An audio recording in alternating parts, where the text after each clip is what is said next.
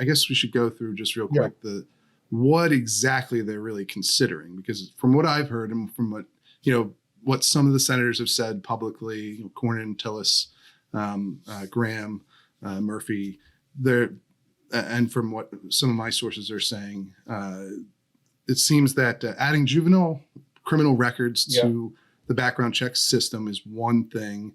I don't know if I'm not aware of that being involved. We can dig into that a little further, because that's it.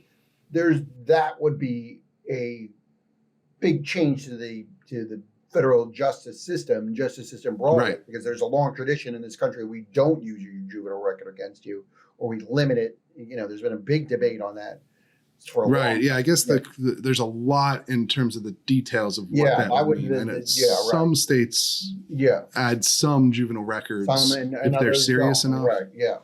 Yeah. Yeah. I guess I would imagine that's something that's going to be very complicated to get through. Yeah, I think that would, if they can, but that's something Tillis has mentioned explicitly. That is on the table. The other big piece of this would be, a red flag law, but mainly it's going to be incentivizing the states to do something else. I believe it's 19 states in the District of Columbia have red flag laws in place.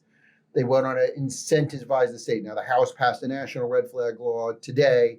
That's not going to go. That's not going to pass in the Senate. So that's very different. Yeah. Yeah. That would allow federal courts to issue these temporary restraining orders that seize people's guns instead of state courts. That's not going to happen in the Senate. So Blumenthal has worked a lot on this issue with Lindsey Graham on the national on a red flag program and an incentivizing program. Another big piece is mental health funding. What they're talking about, there's a bill or a program actually in place already. It was set up by a bill by Senator Roy Blunt of Missouri and Debbie Stabenow of Michigan. This operates in 31 states already. They would expand that to cover all 50 states. We're talking roughly $7 billion over 10 years, so $700 million.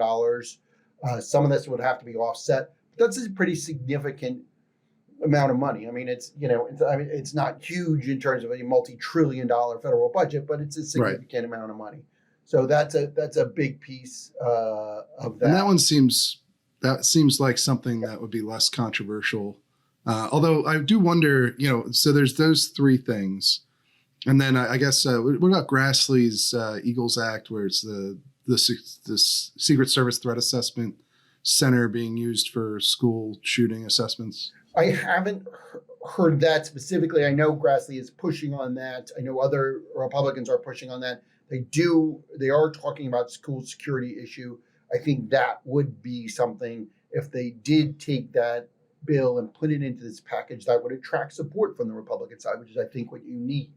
I think one thing to really watch here is, and honestly, I see some of the coverage, and I think people have to be careful that I don't think the threshold is 60 here for Cornyn, because he needs 10 Republican votes, but I really think he wants a majority of the caucus. I do. He really they feel strongly about this. I mean, this is a guy who wants to be leader. He wants to be Republican leader down the road, and we talk. This is a guy who is an expert on this issue. He's an expert on gun policy. He cares very deeply about this on a personal level. He's concerned about the Second Amendment issue on this. And he's concerned about, if you look at the Senate Republican Conference, there's Mitch McConnell, and he stands alone, but he's also 80 years old. And, there's guys want to succeed him. Cornyn's one of them. The other is John Thune, who's in re-election this year. And then there's John Thune of South Dakota, the minority whip. And then there's John Barrasso of Wyoming. Now, Barrasso is the number 3 Senate Republican. He's not, I don't care what it is. Barrasso's not going to be for any gun bill. He's not going to vote. So this is an issue for Cornyn. And the thing now is, where does Thune go? Would Thune be on any kind of deal?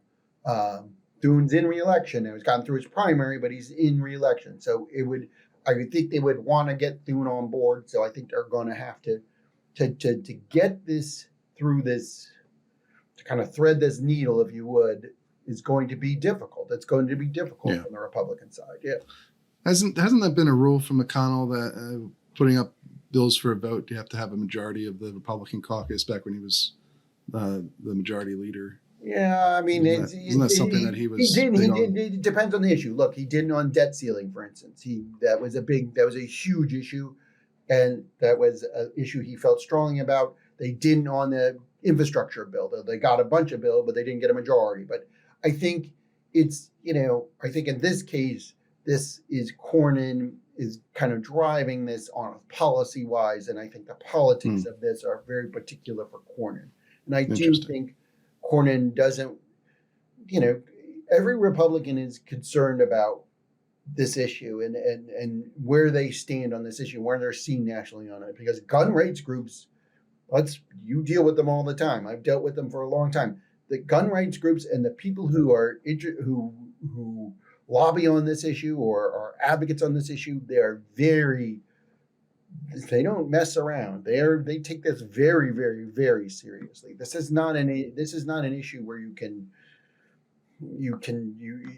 any Republican has to be pretty careful on this issue, because these groups and the people who are and that you talk to, that your audience, they're pretty serious on this issue and they're zealous about this issue. So this is he's concerned, I think, about getting out on a limb and not having. And maybe he passes a bill here, but in the long term, it impacts his own future.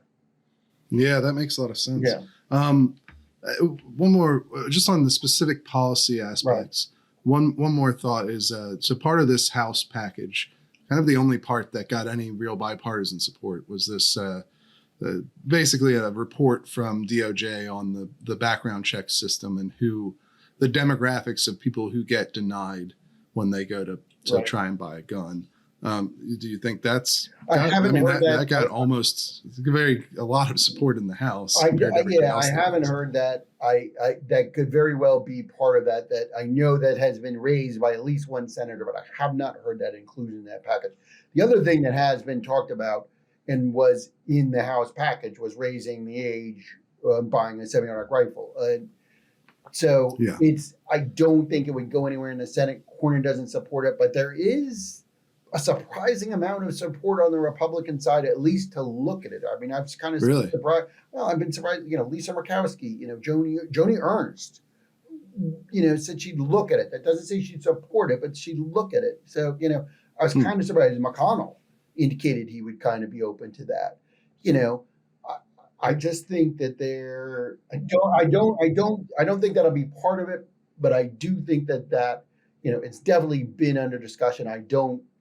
That's the new wrinkle this time around, I guess, is as far as policy suggestions go, is instead of banning AR-15s outright for everyone, the suggestion now is to raise the age of when people can buy them, similar to how we treat handguns. This was something that Florida did after Parkland. And so, it's not unprecedented for Republicans to support a policy like that. No, and then in the case of both the Buffalo and the Uvalde shooters were teenagers. So, alleged shooters, they're teenagers. And so I think there is, I'm not saying it's there. It's saying it's I was surprised a little bit. I thought this would never go anywhere in the Senate Republican Conference. I'm not saying it will, but I'm kind of surprised that there's been more openness to it than I thought. I don't think this would be in any final package if that ever comes together. But it's definitely has been on the table. McConnell. That's interesting. McConnell signaling that he was open to it a little bit. That was interesting to me. Yeah. Cornyn is not. Cornyn does not want. Cornyn not interested in this at all. I don't see it. I don't see it getting 10 votes. But I was just kind of surprised. I was a little surprised about that.